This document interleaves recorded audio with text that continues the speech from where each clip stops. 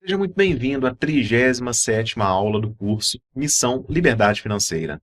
Eu sou o professor Thiago Campos e hoje vamos falar sobre os certificados de recebíveis imobiliários, ou CRIs, e também sobre os certificados de recebíveis do agronegócio, conhecido popularmente como os CRAs. Vamos à aula. O que temos para hoje, então? Vamos ver o que são os CRIs e os CRAs, como que eles funcionam, qual é a sua rentabilidade, riscos e garantias envolvidos e suas tributações e taxas.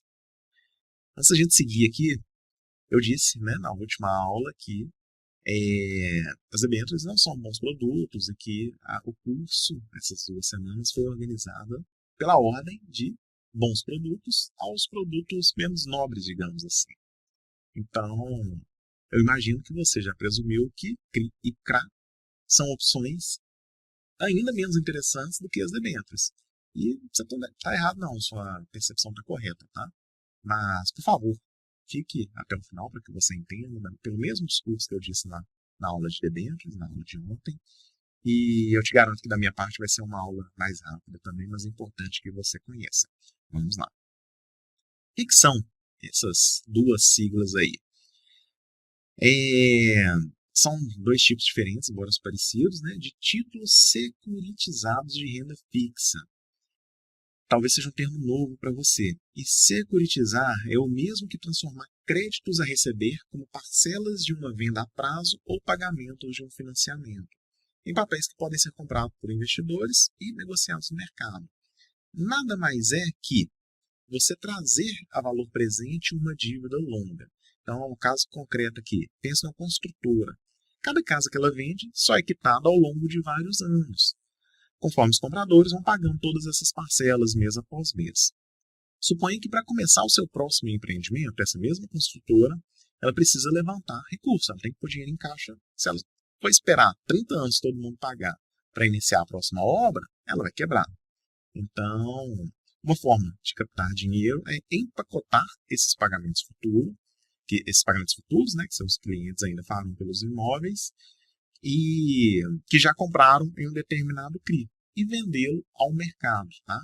Então, um título securitizado nada mais é do que isso. E aí a gente pega para o CRI na área imobiliária e para o CRA na área do agronegócio. Nessa operação, ao ceder os seus recebíveis, créditos que tem a receber, a construtora consegue antecipar todos os recursos que só receberia em 10, 20 ou 30 anos. Para organizar todo esse processo, existem as securitizadoras, para comprar essa dívida, emitir o CRI e disponibilizar para investidores. Eles, por sua vez, são remunerados ao longo do tempo conforme os recebíveis forem quitados. Tá? Então, note que aparece um terceiro elemento nessa história, intermediando entre quem usa o dinheiro, quem investe o dinheiro. Se for olhar bem, eu vou corrigir minha fala, aparece um quarto elemento, que sempre tem um intermediador aqui já entre o investidor e quem usa o dinheiro, tanto um banco ou uma corretora. Nesse caso, aparece um quarto elemento para poder fazer um intermédio aí desse recurso financeiro. E aí, conforme eu disse lá na primeira aula de investimento em renda fixa, você já deve estar concluindo porque isso não é um bom produto. Já fica mais complexo, já é mais difícil de explicar, já é mais difícil de entender. Então você vai ter que voltar à aula para tentar entender, ler com mais atenção. E é isso mesmo. Por si só, isso já faz com que seja um produto menos interessante.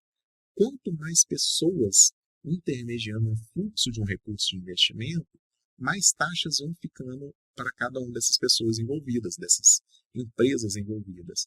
Por consequência, o investidor terá menos rendimento ou assumirá maior risco. Não tem como, não existe almoço grátis. Então, funciona dessa forma. Nesse caso concreto, a gente já tem uma securitizadora a mais no processo. Claro, ela vai ficar com a parte dela. Claro, quem investe vai ter uma renda menor ou vai assumir um maior risco. Tá? Não fecha a aula ainda não, vai até o final, tá? Vai ser rápido. A principal diferença entre os CRIs e os CRAs é em relação à origem dos recebíveis securitizados.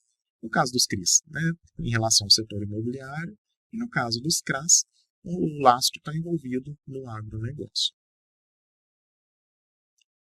Dentro de um CRI ou de um CRA, podem ser encontrados recebíveis de valores diferentes, prazos distintos e remunerações específicas. O que a securitização faz é exatamente uniformizar essa cesta em um papel com taxas e riscos determinados e um fluxo de pagamento definido. Imaginem a complexidade que é organizar isso. Pegando o caso da construtora. Você organizar dezenas, centenas de construtoras com taxas diversas de pagamento, milhares de clientes envolvidos, prazos dos mais diversos de pagamento e transformar isso em um único produto. É absolutamente complexo. Não é simples de se fazer isso. Claro, quem faz cobra uma taxa. Não existe almoço grátis. E aí, o pobre coitado do investidor acaba colocando seu dinheiro em um produto que não é o mais nobre. Tá? Como que funcionam na prática, então? Né? Na prática, para o investidor, os CRIs e os CRAs se parecem com todos os outros produtos de investimento em renda fixa. Compra-se esses papéis em troca de receber os recursos aplicados com juros. Simples assim. O ponto complexo aqui é a arquitetura do produto, sendo repetitivo, que faz com que não seja bom para o investidor. Em relação à rentabilidade, da mesma forma, pré-fixado, pós-fixado ou híbrido, o que temos de riscos e garantias? Essa é uma das partes bem interessantes. No primeiro momento, por algumas de suas características, os certificados de recebíveis podem lembrar bastante outros papéis vinculados ao mesmo segmento, as letras de crédito imobiliário e do agronegócio. É fácil de confundir LCI e LCA com CRI e CRA, mas são bastante diferentes, inclusive por essa questão da arquitetura do produto. Né? Um exemplo é o risco que cada produto embute. Quem compra uma letra de crédito, seja imobiliário ou do agronegócio, uma LCI ou LCA, fica exposto ao risco geral da própria instituição financeira, normalmente um banco, que é quem faz a emissão.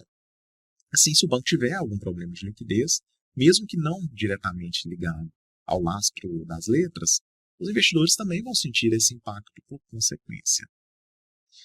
Já os CRIs e os CRAs é bem diferente, tá? Quando os papéis são emitidos dentro do chamado regime fiduciário, o investidor não corre o risco da companhia securitizadora, que é apenas um veículo de emissão. O risco que ele está exposto é exatamente o das operações incluídas nos certificados. Caso concreto, agora, segundo semestre de 2024. A gente está vindo aí de alguns anos que o agronegócio está bombando aqui no Brasil, está rendendo bem. Por consequência, foram emitidos CRAs a torto e a direito. Resultado, tudo é cíclico, em especial no que se refere à economia. Muitos produtores rurais, muitas empresas envolvidas no agronegócio quebraram, se alavancaram, não deram conta de manter a sua operação, quebraram. Aonde que essa corda arrebentou, além do empresário que quebrou? Os investidores que compraram os CRAs. Tá? Então, esse é o maior risco para quem investe tanto em CRA quanto em CRI. Eu expliquei do CRA aqui, que é um caso mais concreto, está recente na nossa memória, né, na nossa memória brasileira aqui, mas a lógica para o imobiliário é a mesma. Em outras palavras, o que conta é a capacidade de pagamento de quem tomou o financiamento imobiliário ou fez um empréstimo para comprar um trator, né, no caso do agronegócio. Quanto maior for o risco desse grupo de compradores dar o calote de suas dívidas, mais arriscado o papel é considerado. E aí é o perigo, antes de entrar até na próxima slide aqui, quanto mais arriscado, maior é a taxa de juros ofertada para poder seduzir o investidor. E aí é o ponto que você deve balizar bem a sua... O termo é pesado, mas é o que deve ser usado aqui, tá? Balizar bem a sua ganância. Porque se ao abrir a sua corretora, você vai ficar na tela ali, um CRI ou um CRA pagando 20% ao ano, poxa, desconfie. Certamente essa empresa que fez essa oferta já está com problemas de fluxo de caixa, ela já está fazendo uma emissão quase na medida do desespero. Você colocar o seu dinheiro ali, a possibilidade de que você nunca mais o veja é bem elevada. Tá? A vantagem na prática é que o risco dos certificados é segregado dos riscos das securitizadoras. Então, embora dois personagens envolvidos nesse produto, produtor rural no agronegócio e a securitizadora que organiza tudo, o risco de um interfere no outro. Tá? Se tiver dificuldades financeiros, o fluxo de pagamento para os investidores não será afetado, porque os recebíveis estão formalmente separados do patrimônio da securitizadora. Por outro lado, uma desvantagem é o fato de que o CRI e CRAS, os CRIs e os CRAS não são cobertos pelo FGC. Novamente, aqui seria o suficiente para você parar essa aula e já saber que não é uma boa ideia colocar o seu dinheiro em CRI e CRA. Mas, assim como eu falei com o debênture, segue aí, não desanima não, tá acabando.